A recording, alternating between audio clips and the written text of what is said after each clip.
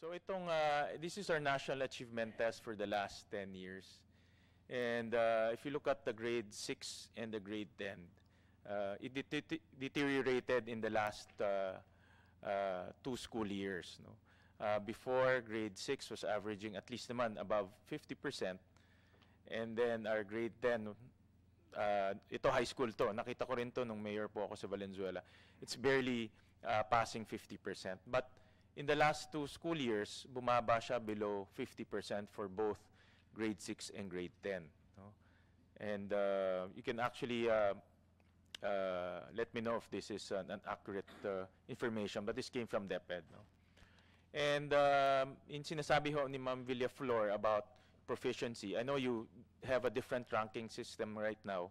If you look at all the different subjects, no, math, English, science, puro low proficient tayo eh. No? Ngayon, I think World Bank had a study, no, in partnership with DepEd, no, in 2016, and they looked at the performance of our teachers, no, both grade 6 and grade 10. And ang lumalabas, ang scores ng teachers natin in grade 6, except for English, are all below 50%. No?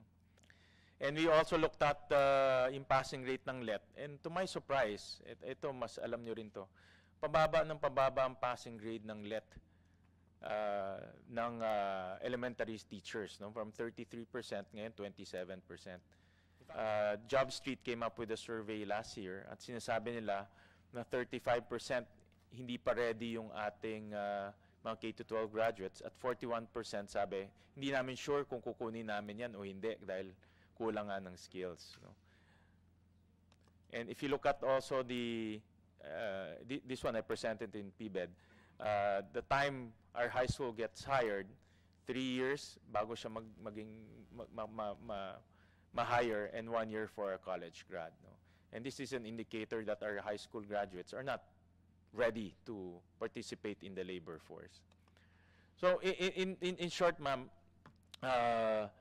our national achievement test has been deteriorating. No? And on the average, nasa 40 na lang tayo for elementary, 40%, and 40% na lang tayo sa grade 6, 40%, and grade 10, 40% in the last 2 years. No?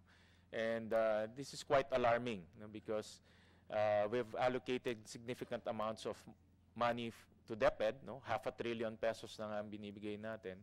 Pero the quality of our education, especially the performance of our students, is going down. No?